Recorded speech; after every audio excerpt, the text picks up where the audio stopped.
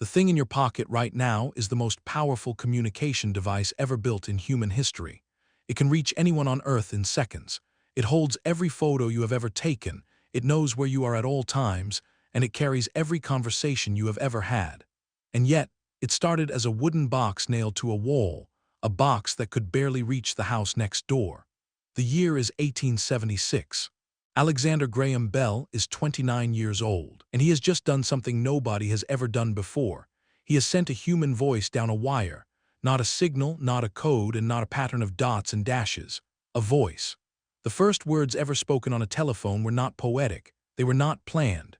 Bell had spilled battery acid on his trousers, leaned into his device, and said to his assistant in the next room, "Mr. Watson, come here, I want to see you." Watson heard him. He came, and the world was never the same. But that first telephone was nothing like what you are imagining. It was a wooden transmitter with a membrane stretched across it. There was no dial, no ringer, and no way to call anyone specifically. You simply spoke into it and hoped the person on the other end was listening. The first telephone networks were private lines. A wire ran directly from one building to another. If you wanted to call your neighbor, you needed your own dedicated wire to their house, and only their house. To call 3 people, you needed 3 wires. To call 10 people, you needed 10 wires. The system was already impossible before it even began. Then came the switchboard. In 1878, the first telephone exchange opened in New Haven, Connecticut. It had 21 subscribers. A human operator, usually a young woman, sat at a board covered in plugs and cables. When you picked up your phone, she answered. You told her who you wanted to reach. She plugged a cable into the right socket and connected you. Every call in the world went through a human being. For decades, if you wanted to make a phone call, you had to talk to a person first. By the early 1900s, telephone networks were spreading across cities and towns, and the phones themselves were changing too. The wooden box on the wall became a candlestick phone. This was a tall, upright stand with a mouthpiece at the top and a separate earpiece you held to your head. You looked slightly ridiculous using it, but it worked.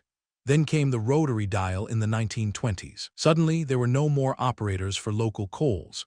You dialed the number yourself. Each number on the dial corresponded to a specific series of electrical pulses that the network could read automatically. It was, at the time, considered a revolution. The phones kept changing shape. The candlestick became the Bakelite desktop phone of the 1940s and 50s, heavy, black, and satisfying to hang up.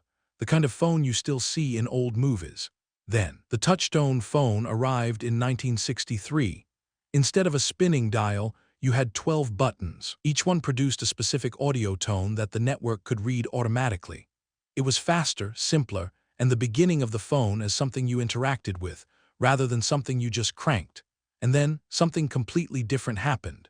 In 1973, a Motorola engineer named Martin Cooper stood on a street corner in New York City and made a phone call. Not from a building, not from a car, and not from any fixed location at all. He called from his hand. The device he was holding weighed over a kilogram. It was 23 centimeters tall. The battery lasted 30 minutes before it needed 10 hours to recharge. It would be another 10 years before anything like it was available to the public.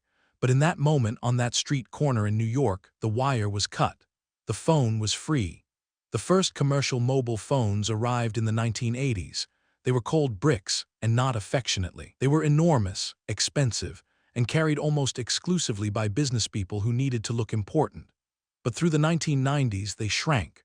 Motorola, Nokia, Ericsson, each generation became smaller, cheaper, and more capable. The Nokia 3310 arrived in the year 2000 and became one of the best-selling phones ever made. It was small enough for a pocket, tough enough to survive almost anything, and had a battery life that lasted a week. People loved it, and then everything changed again. On January 9, 2007, Steve Jobs walked onto a stage in San Francisco and announced that Apple was introducing 3 revolutionary products: a widescreen iPod with touch controls, a revolutionary mobile phone, and a breakthrough internet communicator. Then he paused and said, "These are not 3 separate devices. This is one device, the iPhone. No keyboard, no stylus, just glass. And your finger." The researcher Nick O'Meal, in his book The End of Big, described the smartphone as the moment when the internet stopped being a place you visited and became something you carried inside your life at all times. Think about what that means.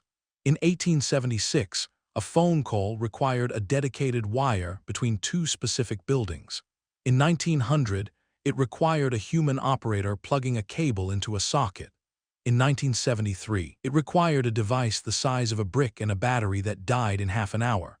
By 2007, it required a piece of glass the thickness of a pencil and a single finger tap. The speed of that change is almost impossible to fully absorb. Today, there are more active mobile phone subscriptions on Earth than there are people. Over 8 billion subscriptions for 8 billion humans. The phone went from a luxury that only wealthy businesses could afford to something that children in remote villages carry to school. It crossed every border, every language, and every income level. According to research by the Pew Research Center, in many developing countries, more people have access to a mobile phone than to running water or reliable electricity. The wooden box on the wall reached everywhere, and it keeps changing. The phone you carry today has more computing power than the machines that guided the Apollo 11 spacecraft to the moon. It contains sensors that measure your movement, your location, the light in the room, and the orientation of the device in your hand. It can translate languages in real time, it can recognize your face, and it can answer your questions.